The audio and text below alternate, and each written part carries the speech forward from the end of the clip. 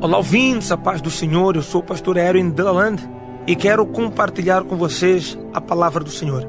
E o tema de hoje é: Deus não é culpado. O livro de Isaías, no capítulo 59, ele vai nos trazer aqui o texto, no verso 1: a mão do Senhor não está encolhida para que não possa salvar, nem o seu ouvido agravado para que não possa ouvir. Mas os nossos pecados fazem separação entre vós e o vosso Deus, e os vossos pecados esconderam o seu rosto de vós, de modo que não vos ouve. A palavra do Senhor vai nos trazer neste contexto, e é um momento em que o povo de Israel está a acusar Deus de os ter deixado e abandonado. Eles acusam o Senhor de que o Senhor não está próximo a eles, o Senhor não liga mais. Mas é um povo que vem de uma sequência de muitos erros, de muitas falhas, e a todo momento, quando as coisas se agravam, parece que Deus é o culpado. Parece que Deus é o errado na história. Parece que Deus, que é o Todo-Poderoso, soberano, é aquele que não ouve a nossa oração.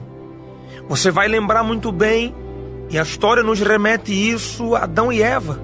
Adão e Eva pecam contra o Senhor, e Adão vem e quer culpar Deus por lhe ter dado uma esposa, uma companheira. Deus criou simplesmente a mulher. O desejo do coração de Adão foi realizado pelo Senhor. E até que tudo estava bem, Deus ainda então, aquele grande Senhor, aquele majestoso, que cria as coisas para a glória do seu nome. A partir do momento em que Adão e Eva pecam, Deus agora é culpado. Deus não foi culpado antes, Deus é culpado agora. Porque quando estava tudo bem, então a vida caminhava sem problema nenhum. Eva peca, come do fruto, iludido pela serpente, e então Adão também come, sabendo ele que não poderia. Mas pela sua companheira, motivado a isso, ele come daquela fruta, e agora os dois são excluídos da presença do Senhor e do paraíso. Ali se dá a queda do homem e o início de toda uma geração que iria pecar contra Deus. Enquanto Adão e Eva estavam bem no paraíso, Deus era bom. Quando eles pecam, Deus vem tirar satisfação, Deus se torna o culpado. A mesma coisa acontece com a Torre de Babel. Os homens estão juntos a querer construir uma torre. Para quê? Para chegar aonde Deus está. O homem quer se igualar a Deus. O homem quer se tornar até um pedaço daquilo que é Deus. A intenção do homem é chegar no lugar aonde Deus está. E a palavra do Senhor vai dizer que ninguém jamais viu a Deus a não ser aquele que esteve com ele, veio para a terra para perdoar os pecados daqueles que foram feitos pela mão do Senhor. A Bíblia diz que por causa disso, então, Deus tem que confundir as línguas dos homens e eles vão se subdividir por causa da questão da língua. Cada um vai falando a sua língua e eles vão se unindo em grupos e se dispersam sobre a terra. Você repara que o profeta Isaías está trazendo aqui um contexto e Deus tem trazido ao conhecimento do povo. E ele vai dizer: a minha mão não está encolhida, e nem o meu ouvido surdo nem agravado. O que Deus está a dizer é: eu sou Deus, eu continuo no mesmo lugar, eu continuo do mesmo jeito, eu trabalho da mesma forma. O problema não sou eu, são vocês. Porque são os vossos pecados que vos afastam de mim. São os vossos pensamentos que vos afastam de mim. São as vossas mãos, o verso 3 vai nos dizer, são as vossas mãos contaminadas de sangue e os vossos dedos que carregam maldade, e pior ainda, os vossos lábios que falam mentira, que vos afastam de mim. E aí você começa a entender que é o homem que se distancia de Deus, é o homem que se afasta, é o homem que nega a Deus, é o homem que não quer Deus. E a prova concreta são os dias que nós vivemos, as pragas, as pestes, as mortes. Sempre existiram pragas, sempre existiram pestes, sempre existiram. Mas o homem nunca se propôs a se aproximar de Deus. Quanto mais existem essas questões naturais, biológicas, científicas, o homem tem a tendência a se afastar de Deus. Deus não é culpado pela ignorância do homem não reconhecer a sua soberania. Deus não é culpado pela intenção do homem não reconhecer a graça do Senhor. Deus não é culpado em que o coração do homem só deseja maldade. Deus não é culpado em que o homem só vive com mentira atrás de mentira. Mentiras políticas, mentiras econômicas, mentiras sociais, mentiras no casamento, mentiras entre pai e filhos, mentira, não é, entre patrão e empregado, empregado e patrão. O mundo vai vivendo e Deus se torna culpado de tudo aquilo que nós produzimos. Mas Deus não é culpado. São os nossos pecados. E a Bíblia vai dizer, neste capítulo 59 de Isaías, as nossas línguas pronunciam perversidade. E o verso 4 traz uma verdade que nós precisamos ter ela em nosso coração. Ninguém clama pela justiça. Ninguém busca o direito com a verdade. Ao invés disso, confiam no que é vão, falam mentiras, engravidam do mal e dão à luz a maldade. Este mesmo povo que estava a dizer que Deus não ouvia as suas orações, que Deus os havia abandonado, é o mesmo povo que abandonava Deus pelo bezerro de ouro. É o mesmo povo que no deserto murmurou porque estavam cansados de comer maná.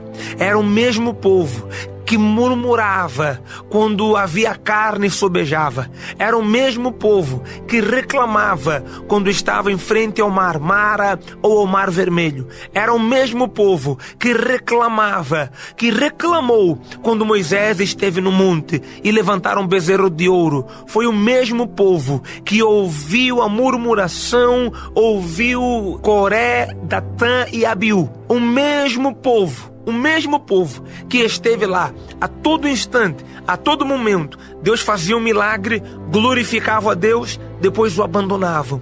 Deus dava uma resposta, glorificavam a Deus e eles o abandonavam. E aí, quando a coisa aperta, quando a dificuldade chega, quando os problemas vêm, Deus é o culpado. Porque Deus não é obrigado a ouvir quando nós queremos. Não. Às vezes a nossa vida está toda ela destrambelhada, toda ela de qualquer maneira, e nós depois queremos nos apresentar a Deus como se fôssemos inocentes na nossa culpa, como se fôssemos puros no nosso pecado, como se fôssemos verdadeiros nas nossas mentiras. E Deus, Ele não vai fazer isso, porque, ouvinte, Deus é soberano, Deus é o Todo-Poderoso, Ele é majestoso, Ele é glorioso. Só Ele é o Rei da Glória. E eu não posso engravidar do mal e dar à luz o bem. Eu vou dar à luz a maldade. E o que é que o profeta quer dizer? É que do centro da nossa vida, a centralidade da nossa vida é a maldade. E tudo que nós produzimos desse mal é isso. Não há nenhum sequer que queira fazer o bem. Não há nenhum sequer que queira falar o bem de alguém, produzir o bem de alguém.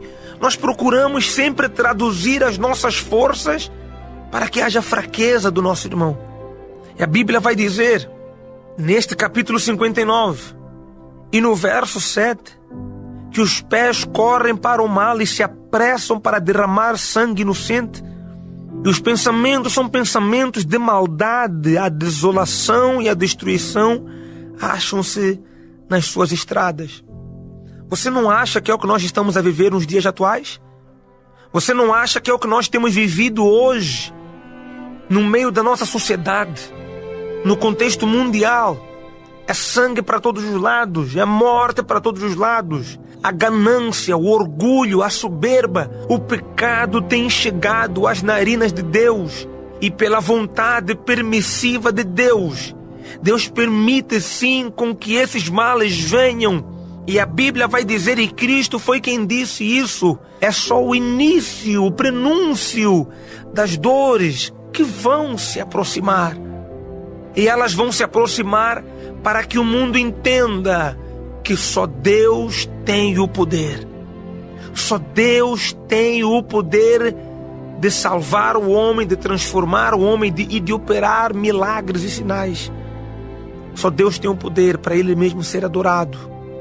Mas o homem prefere praticar o mal e culpa Deus. Olha, porque a morte chegou, Deus é culpado. Porque não livrou aquela pessoa que morreu, Deus é culpado. Porque deu o tsunami lá na Ásia, Deus é culpado. Porque a África se morre de fome, Deus é culpado. Por causa do sertão, Deus é culpado. Por causa do terremoto no Haiti, Deus é culpado. Por causa da guerra, Deus é culpado. E aí nós nos esquecemos que o homem tem dado lugar à ganância, à usura. Deus se torna culpado de tudo aquilo que o homem não consegue responder. Deus é completamente culpado de tudo aquilo que o homem não consegue administrar. Deus se torna culpado pelos nossos erros, pelas nossas falhas. E não pode ser assim. Deus não é culpado. A Bíblia vai dizer que é um casal que combina ajudar a obra do Senhor, Ananias e Safira.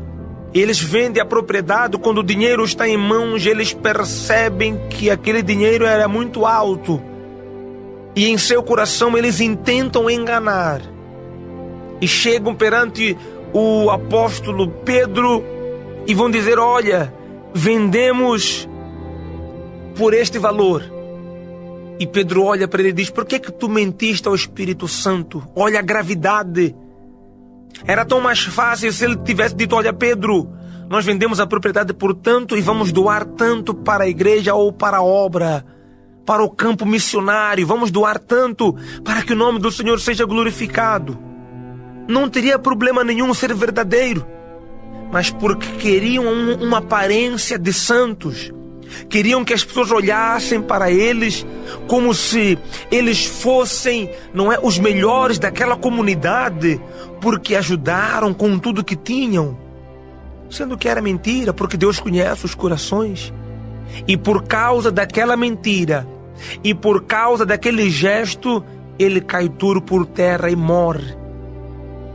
A sua esposa vem, Safira, e conta a mesma mentira que o seu esposo contou.